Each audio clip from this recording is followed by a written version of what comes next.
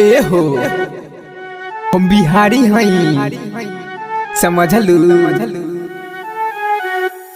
काट के कलेजा दिखा देब, मम्मी से अपना मिला देब। ए हो शर्म आ गइलू का, फोन काट देलू मम्मी आ गइल का।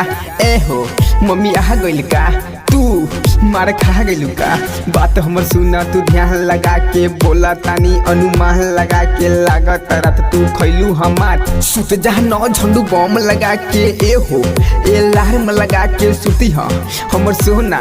हम सपना में देखनी तू उहे लड़की हो, शहर में बहारा नया लागत हो। जींस विंस के चक्कर हटाव, साड़ी में तू बड़ा निक लागत हो।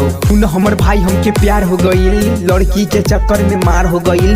बारिश में भीज के गईनी हम मिले, अगला दिन हमके बुखार हो गई। हमर रानी मोर सोना, तू पायल पेन्ह चाहे झुमका, तू कुछ पेना बड़ा सही लगबू। हमरा पास अब ठंडा ना लागी ना लागी ना लागी। जब महफिल जमा देव सामा में, तो हुक्का के फूक देव हवा में। हुक्का के फूक देव हवा में, हुक्का के फूक देव हवा में, हुक्का के फूक देव हवा में। बर्थडे में हम तोहके विश करे, तू दूर मत जइह बहुते मिस करे। हमके कोरोना के डर नहीं के, कोरोना हो जाई तब वो किस करे।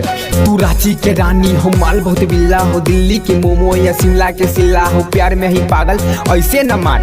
कुछ तो बतावा पटना के पार, तोहरी लोग के गाना में दम नहीं के। हमर पगली लैला से कम नहीं के, हमरा पगली के देखी जे घूर के, ओकरा टकला पे मारे बहुर के सोना भी कहब, तू के जान भी कहब। तुझसे शादी करे के पसीना तान के कहब। हमर सोना तू जान हो का, बनारस के हो मीठा पान हो का।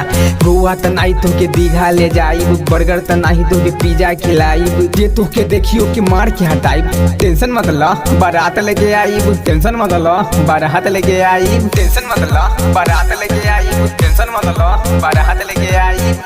काट के कलेजा दिखा देब, मम्मी से अपना मिला देब। ए हो शर्म आ गइलू का, फोन काट देलू मम्मी आ गइल का। ए हो मम्मी आ गइल का, तू मार खा गइलू का। बात हमर सुना तू ध्यान लगा के, बोला तानी अनुमान लगा के। लागत रात तू खैलू हमार।